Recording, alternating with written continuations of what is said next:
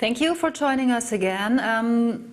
We go back to our program and we like to introduce you to Dr. Pamela RAVASIO. She is Managing Director at Shirahime.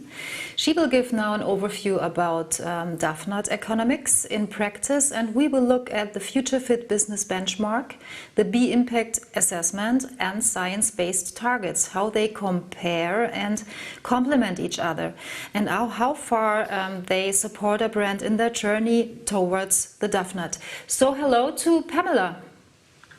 Good afternoon, everyone. Thank you very much for having me. I pass the word over to Pamela.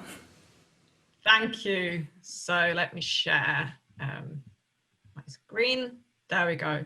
So good afternoon, everyone. It's a pleasure to be here. And I hope I can take you in the next half an hour or so through a bit more the bits and bolts around what the scientific-based deliverables are that as businesses come upon us as we head towards this new future of ours. But maybe let me step back and get a little bit emotional here.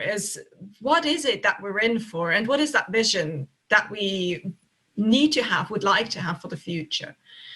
It's a vision, really, and I always paint it a bit with this picture that I've taken this last summer in the Swiss Alps. It's a picture where the world looks different than we're used to it today, and yet at the same time very familiar.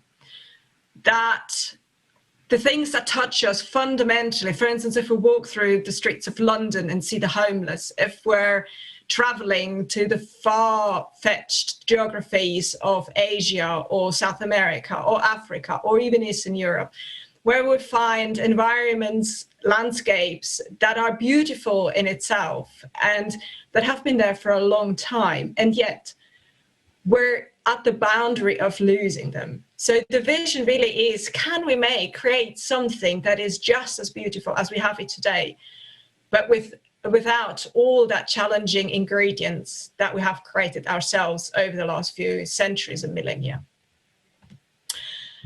That is really what we're up to. And a very famous youngster said 2 years ago at the COP24, imagine what we could all do together if we really wanted to. But to do that, we have to speak clearly, no matter how uncomfortable that may be.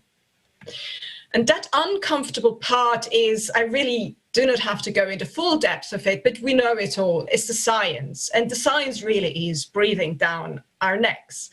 On the one hand, the current global temperature trajectory that isn't going any better as we speak, but also the carbon emissions. And even if 2020 has been forecasted to be lower, and this graphic at the top right is from about 6 months ago, in fact, it's not been as great as we would have thought in terms of savings in CO2, but the trajectory just goes exactly the same way, and has been doing so, by the way, through all the tribulations of the last century, or last 2 centuries nearly. And to make matters worse, carbon is just one part. And yes, it's been slowing, but what is probably of equal concern is that the material footprint has been growing exactly in lockstep with the GDP. As the GDP grows, our material footprint, and therewith also what we extract from the entrails of the planet. And last but certainly not least, certainly in a year like 2020 is the social inequalities. All of that, all of that is nothing new. And all of that is what we're up against. So what is Doughnut Economics? For those that haven't dug into the depth of it, I'll try to summarize it in relatively simple terms. So fundamentally, Doughnut Economics is a planetary perpetual motion machine. Something that has its balance, it ebbs and flows a little bit, but it has its balance in adhering to physical boundaries on the one hand, but also adhering to social foundations. It's meeting every human's human rights of every single person on this planet, and all that within the physical carrying capacity of one planet, this one planet Earth. And yes, I know, there are people working on getting to Mars and all that, but still, how long will it be until we actually can comfortably live on Mars? And what will we have left behind by then? So Doughnut Economics is the image of that green sphere within which to move, not going across the hurdle of the ecological ceiling, so keeping within that, but also not falling below the social foundations. And with that, the human rights, and fluctuate, ebb and flow within that green space. And that green space is taken from research on the one hand, so everyone might have heard from Rockström's evaluation, quantification of the planetary boundaries. And on the one hand, also human rights aspect quantified and KPI'd, as it usually goes with the Sustainable Development Goals. And all this has really been compressed into that one donut, sweet enough to digest. But of course, the question is, well, what you cannot measure, you can't manage. And talking about planetary boundaries, SDGs, human rights, all that usually seems awfully unmeasurable and awfully unquantifiable. So the question is, can we quantify that? And maybe to answer it from the other way around, there's very little that we cannot quantify. In fact, there are just two dimensions of the planetary boundary calculations that Rockström came up that we're still struggling these days to quantify. One is the functional biodiversity, and the other one is the aerosol loading. Yes, there might be other planetary boundaries coming to the surface in the decades to come, but already with the ones that we know, the 8 or 9 that we have, only 2 give us trouble to quantify. And this is similar with the SDGs. Fundamentally, the one we're really struggling with is to define and quantify what prosperity really means for this context.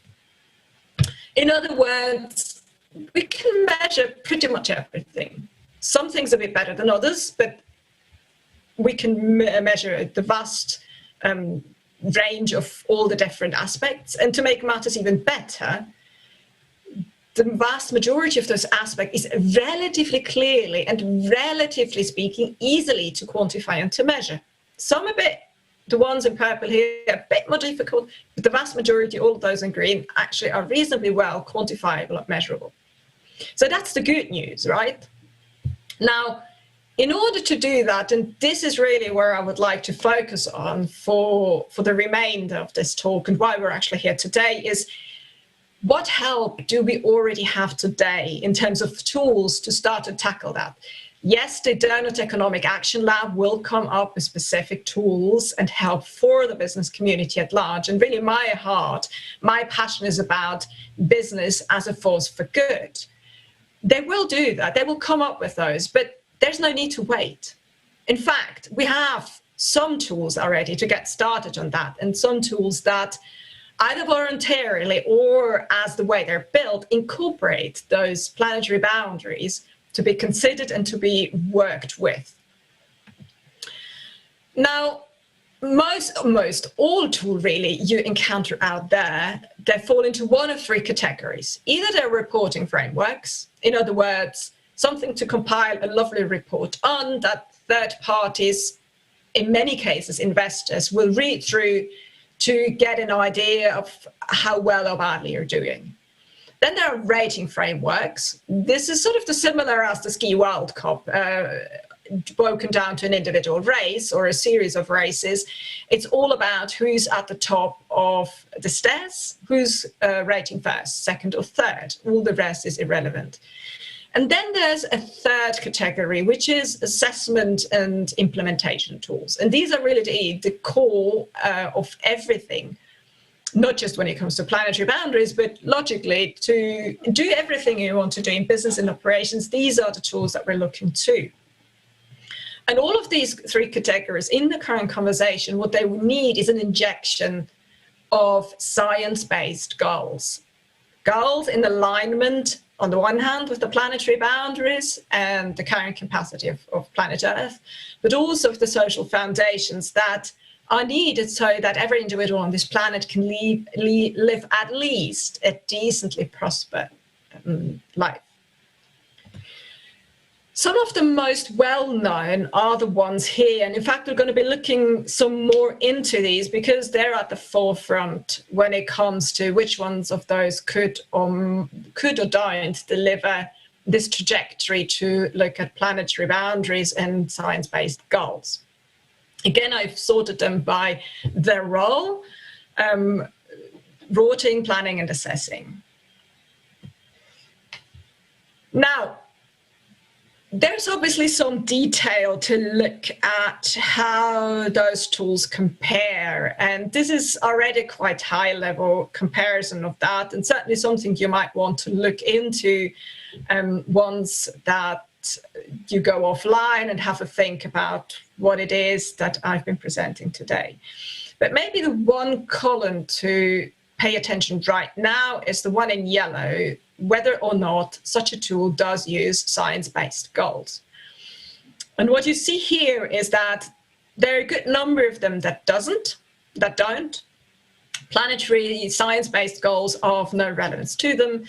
And there are others that do incorporate them voluntarily, meaning the tool, or you get credit points, or using the tool you may also use science-based goals, but there's just a single one that has that thing that it's actually built around, and with science-based goals really all across those dimensions at the heart of it.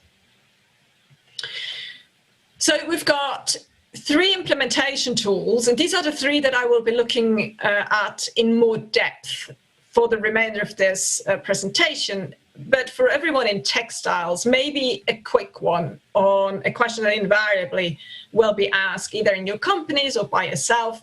What about, where does the HiGG index suite of tools factor into that? Now, above and beyond the fact that it evidently is only for apparel, home textiles and footwear, the interesting thing with the HiGG really is that, at least as of my latest knowledge, and I'm happy to hear otherwise if that has changed, in the meantime, I believe still of the latest edition, the HiGG index does not incorporate any trajectory taking into account science-based goals. It's fundamentally an assessment and progress tool, yes, but not necessarily with the science-based goals in mind in any one of the relevant dimensions. Now, that said, let's do the deep dive into those tools. The one to start with, and also because it is the most famous probably and the most widely known, is science-based targets. And it's been the first tool really that used that terminology on a broader scale, with the whole process behind it of what that entails for companies. For those that haven't deep dived into what science-based targets and the Science-Based Target Initiative in particular is, here in yellow, sort of the short summary, it's a pathway for companies to reduce greenhouse gas emissions in alignment with the latest climate science necessary in relation to the Paris Agreement. Yes, they have a 5-step process that companies have to run through, where in order to get to such a target, and the work plans and the publications of it. But really what it contributes overall is, 1, evidently a goal on greenhouse gases and carbon trajectories. 2, methods to calculate those, which are of 3 different types. There are slight variations in it, but by and large, you can take any one of them if you have a good reason to choose it and set your targets in that way.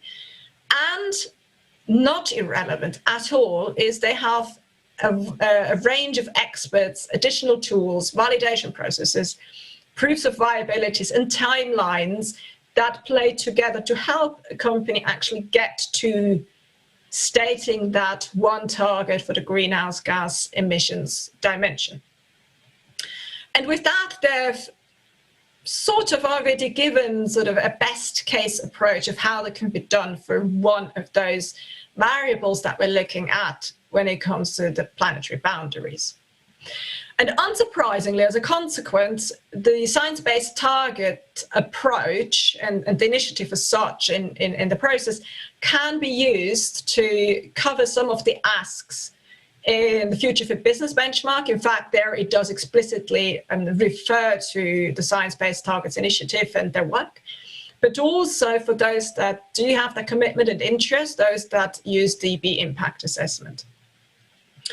Now, these are the next two that we're going to be looking into. And, you know, the interesting thing here, again, looking at the yellow column is, well, science-based targets obviously has a very exclusive realm. It's one dimension of the planetary boundaries. The other two cover all of the outer and inner dimensions of the donut, so both the ecological ceiling as well as the social foundations.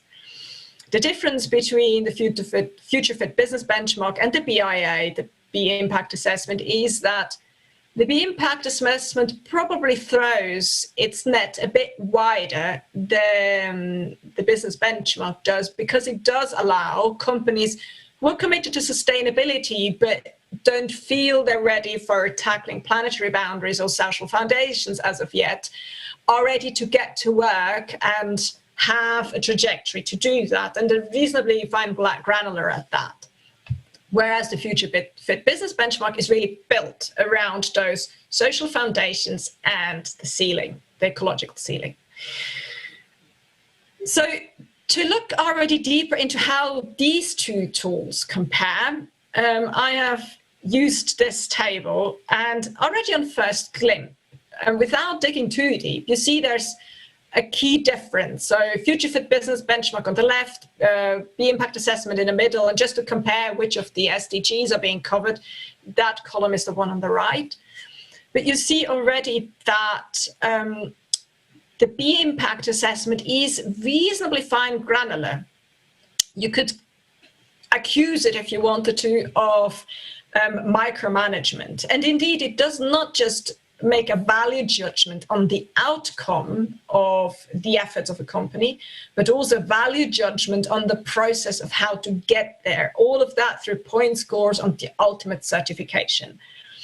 And if you compare it to the relatively few words that you see on the the left-hand side for the Future Fit Business Benchmark, you realize for them, it's kind of the other way around. The value judgment and the requirement is on the science-based goal as an ultimate outcome. And the logic is that everything else will fall in line once the focus is set on delivering that one science-based goal. And there are just over 20 or so of them for all the different dimensions and sub-dimensions that I needed. But let's go even into more detail to give you a feel of how these differ, what they allow, don't allow, and how they support a company to do that. Let's start with one on emitting greenhouse gases. I will later look also on the living wage aspect, but let's start with the environmental side as an example, emitting no greenhouse gases. In the Future Fit Business Benchmark, for every one of those goals that they formulated, there's a whole document, not just explaining the rationale, but also the methods and the expectations and how to prove what you're doing. But what is probably most evocative, and you see that on this screen, is that every single one of those dimensions is summarized, lo and behold, in a mathematical formula. And not just that, if you have a look at the mathematical formula on the F definition, you will see its progress, so change over time as a percentage, but the important part here being progress, so change over time. And it is, again, towards a net zero, as can be read in the ambition. So all the rest of it falls in line behind, on the one hand, the ambition, but on the other hand, also the proof of progress over time. And in that sense, pretty similar to what the science-based targets do for greenhouse gas emissions. And in essence, you can just exchange one for the other for this particular dimension. You can also get extra kudos, and that's at the top right, circled in green, if you figure out how to capture carbon and remove it from the atmosphere. Not many might be able to do that at this point, but there will be the point of time how you can help, you know, other businesses or society at large to get some of the legacies sorted out. Already visually, the B impact assessment handles that very differently. So greenhouse gases in the B impact assessment are dealt with in the environmental model under the section air and climate. And I've picked the two, I mean, you see pretty much that section's every single question that is available, and I've picked the two to illustrate the difference to how the Future Fit Business Benchmark or even climate science-based targets does that. For one, you have the usual measure scope 1, 2, and 3 in bright blue here, which is you have to just go about, do the assessment, figure out how much you actually emit, and then, you know, enter the values. It gets a little bit more interesting once we look at the monitoring greenhouse gas aspects, because you see here that they capture a broader set of businesses, from those that just don't do anything in that area, so do not record it, to those that actually do use science-based goals or have a net zero commitment. So the whole breadth of it. Now look at this, let's look at the social dimensions to also get a feel of how it works there, because again, it's like it's in the nitty-gritty where the differences in approach are.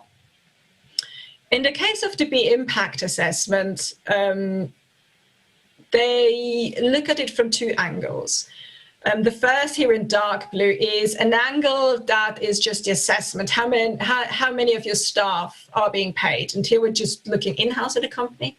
How many of your staff are being paid a living wage already?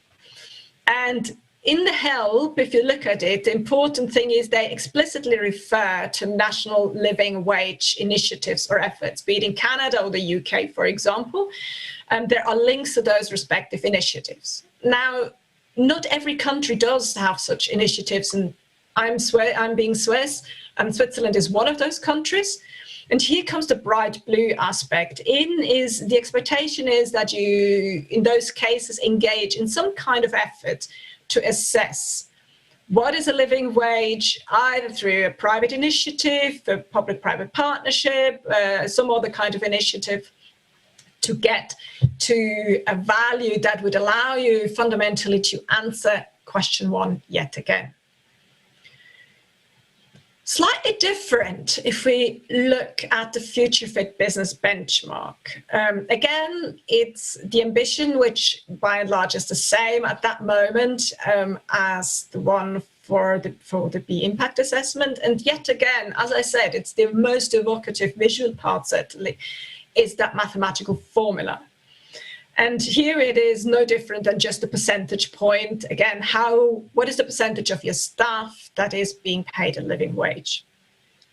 The interesting theory is what is on the left underlined in those blue dots, which is, you know, there are guidance that don't rely on governmental initiatives or guidelines. They actually have elaborated their own guidelines to guide the brands and the companies along those lines of what are minimum requirements for a living wage, and how do you identify the level of a living wage. And everyone in this space knows that this is a long-going discussion and never being quite concluded in that sense.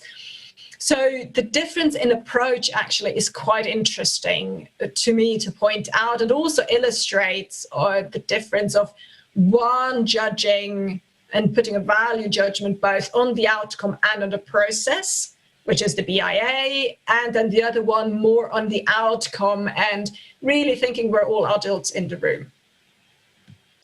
The BIA, the Future Fit Business Benchmark does have the added value of a couple of very interesting Excel sheets to make it easy for people to just pop in their numbers and then and not having to bother with the maths anymore at all. The same applies, by the way. There's a whole aspect on supply chains, as is in the impact assessment. Supply chains are very peculiar, but every single one of those tools does have its own, but a very all-encompassing approach to get the same results in assessment from out of the supply chain, but also back into the supply chain as a cascading effect. Now, what is the reason, again, that we're here? Now, the reason is obviously science, but what does that mean in more drastic words? My name is Greta Thunberg. I am 15 years old and I'm from Sweden. I speak on behalf of climate justice now. Many people say that Sweden is just a small country and it doesn't matter what we do. But I've learned that you are never too small to make a difference. And if a few children can get headlines all over the world just by not going to school, then imagine what we could all do together if we really wanted to. But to do that, we have to speak clearly, no matter how uncomfortable that may be. You only speak of green, eternal economic growth because you are too scared of being unpopular. You only talk about moving forward with the same bad ideas that got us into this mess, even when the only sensible thing to do is pull the emergency brake. You are not mature enough to tell it like it is. Even that burden you leave to us children. But I don't care about being popular. I care about climate justice and a living planet. Our civilization is being sacrificed for the opportunity of a very small number of people to continue making enormous amounts of money.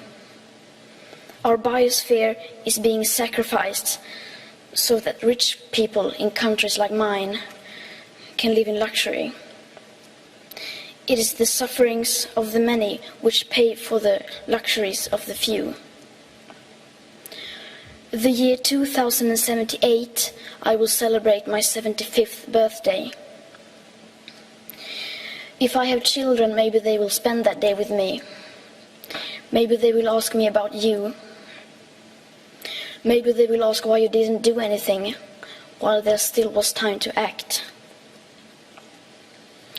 You say you love your children above all else, and yet you are stealing their future in front of their very eyes.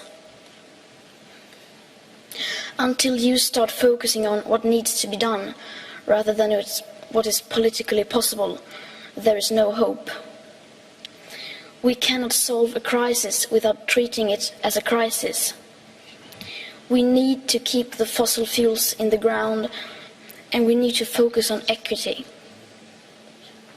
And if solutions within this system are so impossible to find, then maybe we should change the system itself. We have not come here to beg world leaders to care. You have ignored us in the past and you will ignore us again. We have run out of excuses and we are running out of time. We have come here to let you know that change is coming, whether you like it or not. The real power belongs to the people. Thank you.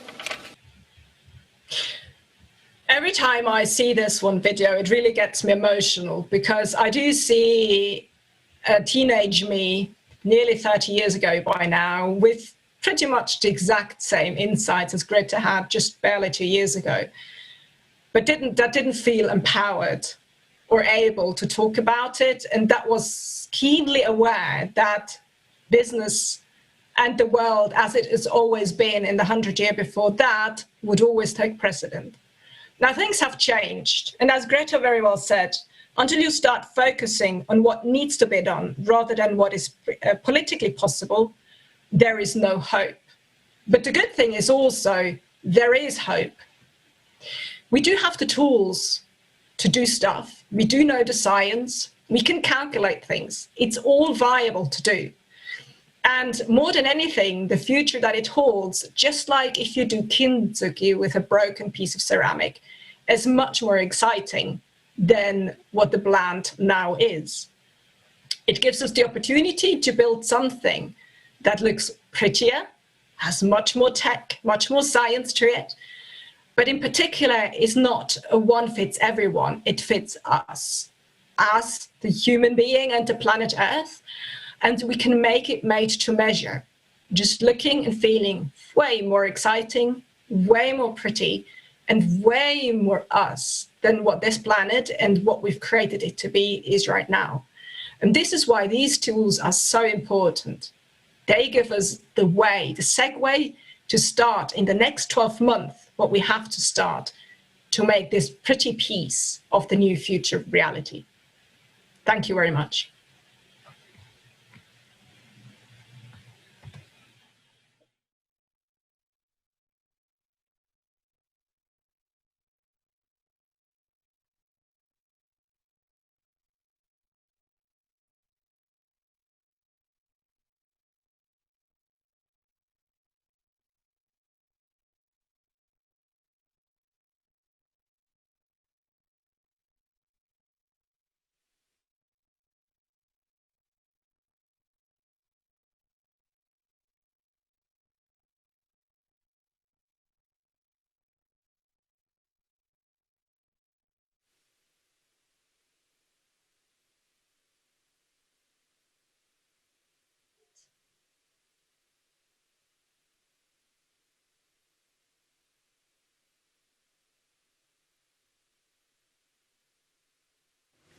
No, sorry. Once again, we have the question and answer section. So, Pamela, can you hear me? Yes, I can. Okay. There is one question from Charles.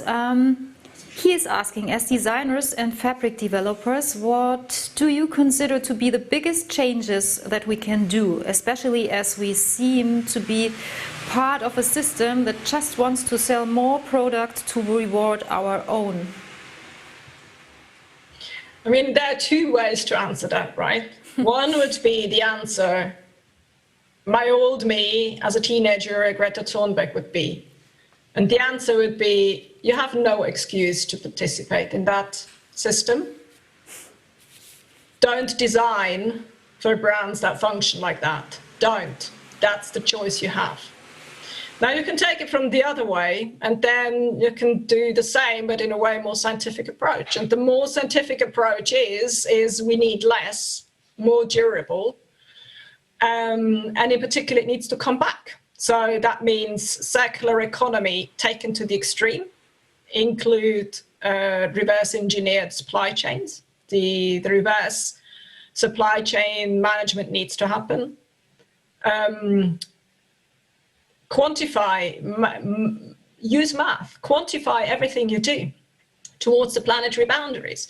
You know, as a business, what your fraction roughly is of the global carbon footprint, for instance, and you know where you need to get to actually by 2030, which is net zero. As a designer, that means exactly the same. By 2030, everything you do needs to be net zero. And you can calculate that, be it by LCAs and other measures. They're not perfect, but they're good enough to start. And I wouldn't bother at this point because the trajectory is so steep until 2030 is any LCA at this point is good enough for that purpose. So you can have it from two ways. One is a value judgment way. Don't do that, don't be part of the rat race. But if you decide to do that, then science it, and science it at every step of the way. Okay, thank you. So one would like to know, never heard of the Future Fit Business benchmark. How old is it, and is anyone actually using it? It's a very good question.